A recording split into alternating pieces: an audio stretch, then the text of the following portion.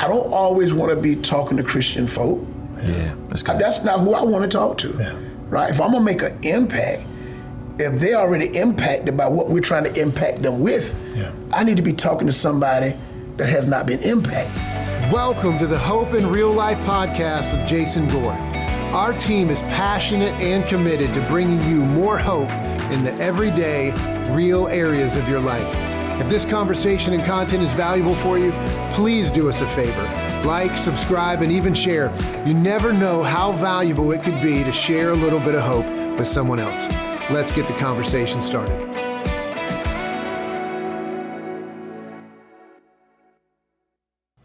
Partnerships that you guys have in doing the work. Obviously that looks different because you're doing different kinds of work, even though obviously we all partner together, truthfully, at this table. But what are some of the key relationships, partners? Because I think sometimes when people are thinking about impacting their community, regardless of what it is and what community it is, you think, oh man, I got to do this by myself. And obviously you guys haven't done this by yourselves. And so what are some of those relationships y'all have leveraged?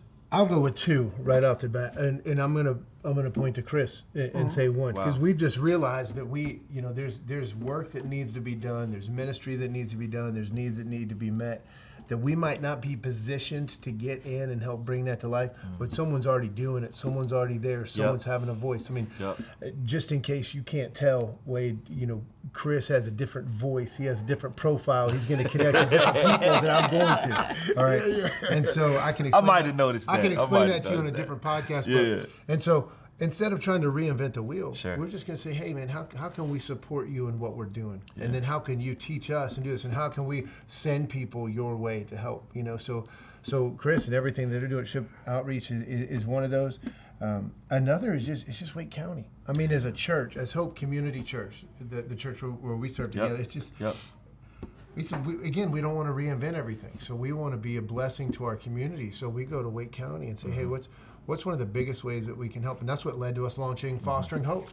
Well, we realized there's over 400 kids whose families can't take care of them right now for whatever reason. And they end up in the foster care system, but there's only just over 100 families that have said, we can foster children. The math doesn't work.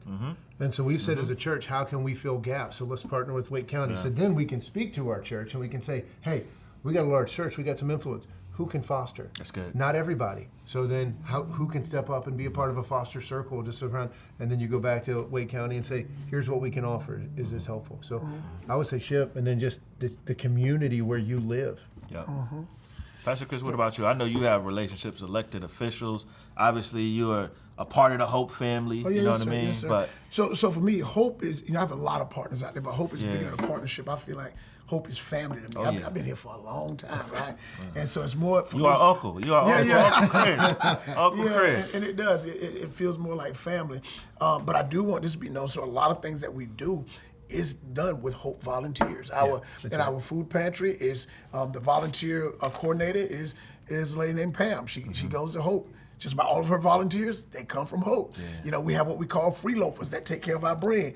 They come from Hope. And so a lot of things we do, the people that come from Hope, they help us do what we do. But we too have partners in Wake County. We partner with the city because we love the city, right? We love our community. And so we reach into those areas, right? So in order for me to see bigger of what the city needs, then I have to go to the city officials. But then to us being the church, when they have issues, sometimes I want you to come down and see the little pastor too, so I can pray, that. And so we partner like that with police department, different organizations for the trafficking, what we do. We have to partner with like the Healing Place and Healing Transitions and all those places. So partnership is key. So we're talking about, impacting our community, how other people can do that. The Lone Ranger needed Tonto. For some of your old folks. So you got to partner with somebody. So don't try to do it by yourself. I would suggest to people, if you're trying to have impact, find somebody to walk along with you, right? And it makes it that much easier. You can't do this thing alone. Okay, so I have a question. I think I know the answer, but I think this is good conversation for people. All the partners that you guys named, they weren't all Christians. That's right. Right? How impactful and how was those decisions made in terms of even who to partner with?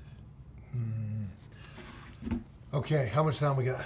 Okay. Did I open up the can, Jason? Did I open up the can? Look, and I'm not gonna try to preach a passage of scripture and walk through, but I think God's heart has always been for his people to actually make an impact where they are, and that will ultimately bring glory to him. Right. And so whether you're talking about Old Testament where he says, hey, wherever you live, plant gardens, start families, marry, have children, pray to the Lord that your city would prosper and work for that city to prosper, because as it prospers, you will prosper. And so that doesn't say anything about only pray for the prospering of those that believe the exact same thing that you do. That's our belief. That's our faith. I'd love to share it with you. I think it'll bring you hope in life. But that's not what I'm called to do. I'm called to live this life that God's called me to live, and what the love that he's shown me, live that out for others regardless. Exactly. And so the thing is, if we're going to win people, then we can't dismiss people who need to be won. Yeah, that's right. So I don't know why I only work with Christian organizations. So who are you trying to win?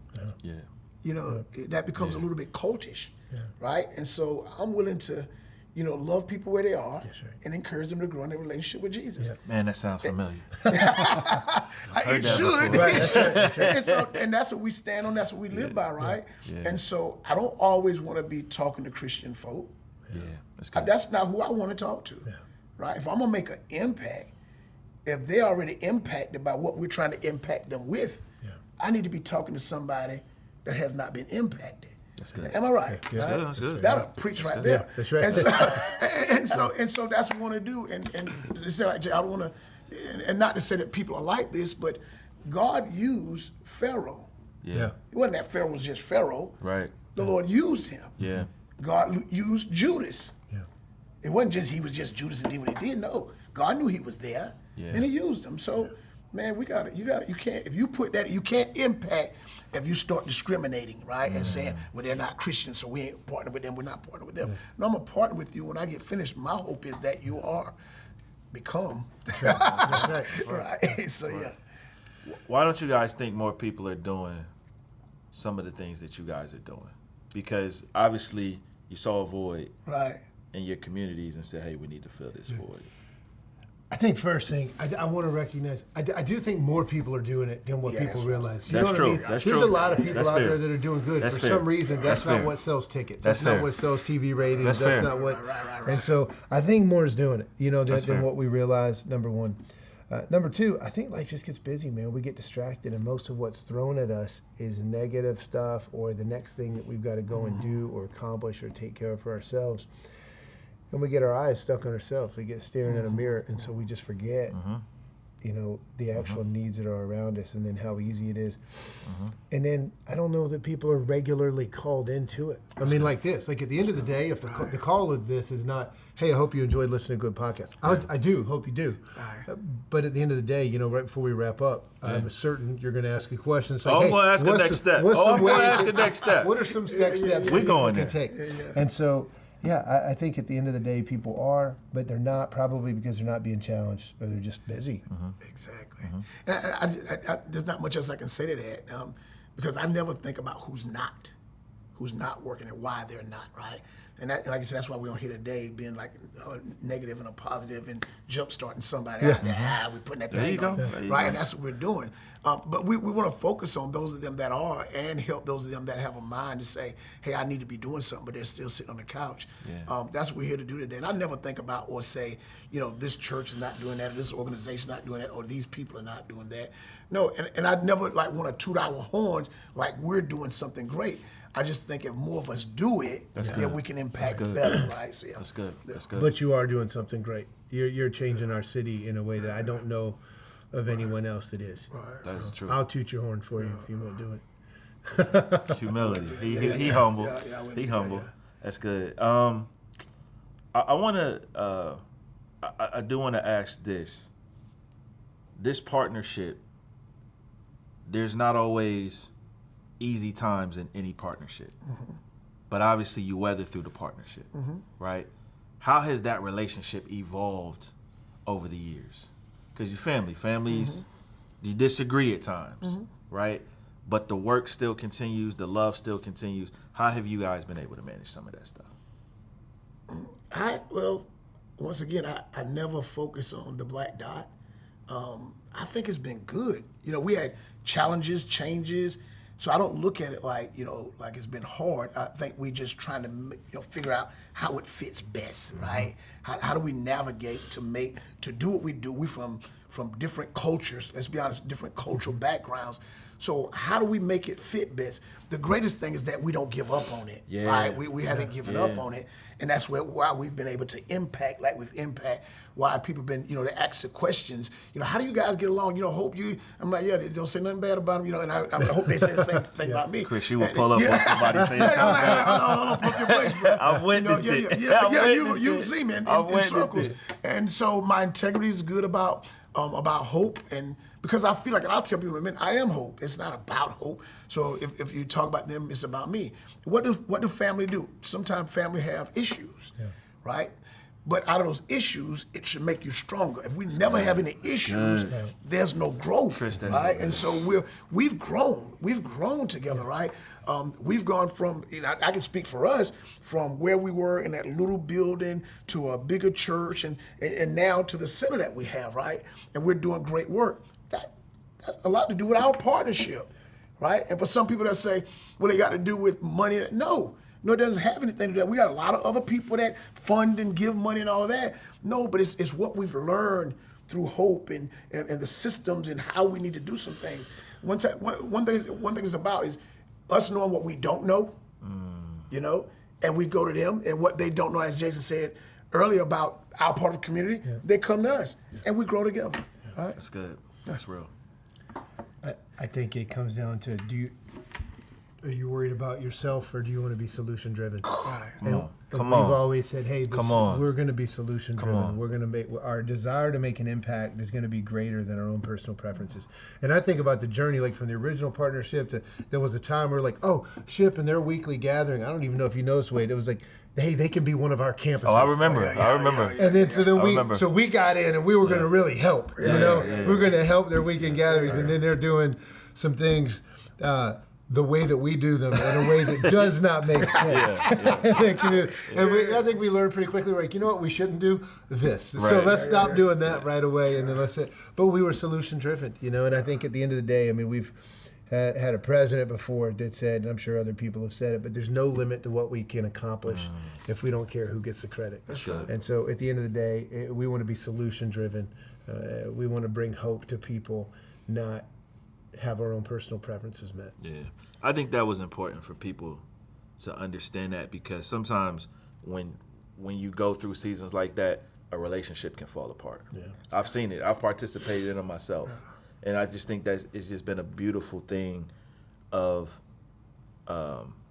hope and SHIP being able to work together to just impact so much in our community. Can I say this? Absolutely. It's about like what he said. Those things fall apart when people are stuck on themselves. Come on, man. Yeah. That's what happens. Yeah. But when you're not stuck on yourselves, you can take the criticism. You can step back and say, okay, yeah, we do need to do this. Let's make these changes. Let's do what we need to do, right? And so, but if a person stuck, I'm just not going to. I'm done. But that's when it ends, right? We never did that. Yeah. Pastor Chris, we have a question that we ask all of our guests on this show. This is the first time we're doing it, though. So. But we do it all the time. This is the inaugural of what we're going to always do. I'll figure that out when I'm driving. Yeah. What are you most hopeful for right now?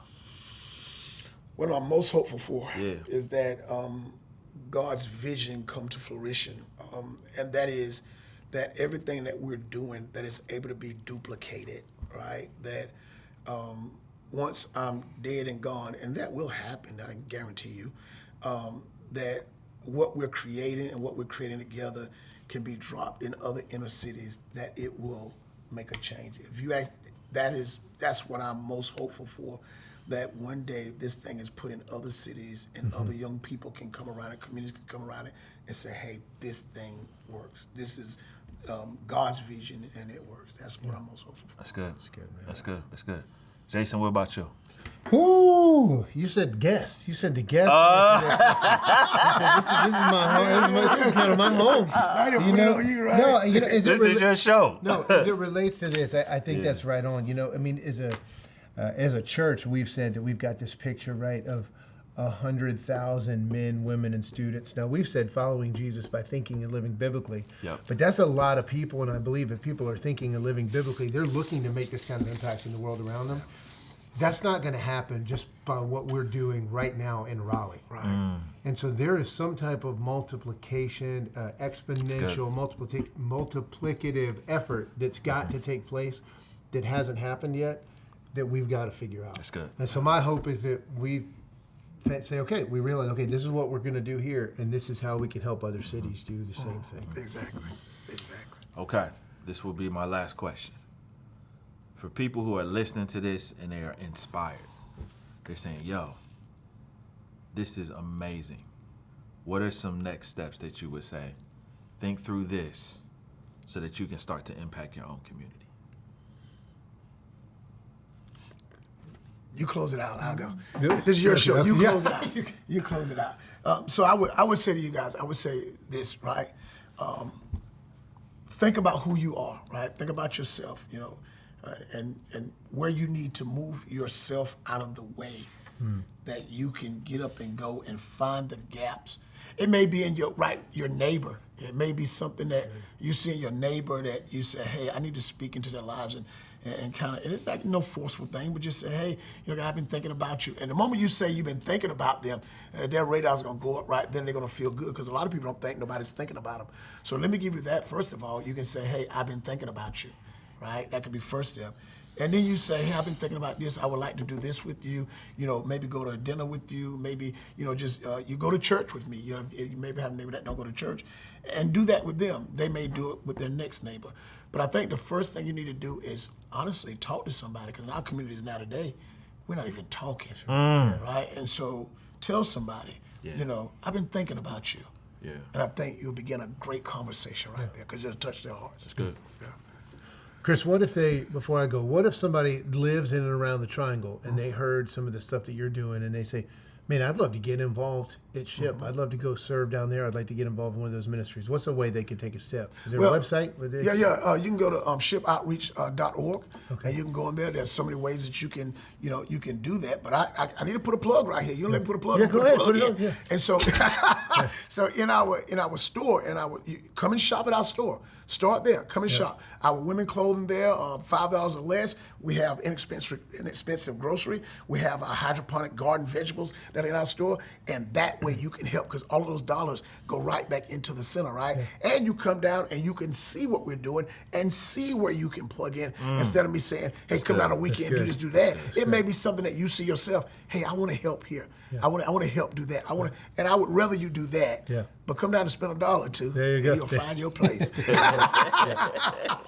Yeah, so my words wouldn't be all that different, Chris, than what you said, because I know we've got some listeners that are here in the Triangle, and then we've got some all over the U.S., and it gets shared. So I would say, I said it earlier, take some time to open your eyes. You said have a conversation. Yeah. Have a conversation. Open your eyes.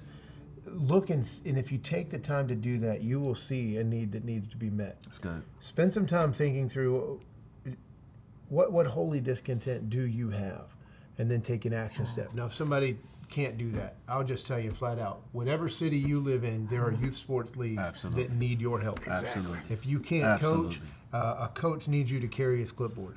If you can't carry a coach's clipboard, a coach needs you to say, I'm going to take care of snacks so he can do what he does. Yeah. One of the things that we've been able to build in our group that's kind of moved up with these kids over the years is it's just said, hey, the coach needs to be able to coach. And the more you can free the coach up to be a coach and a mentor, the better. So let's take this admin work off them and let's let them do that.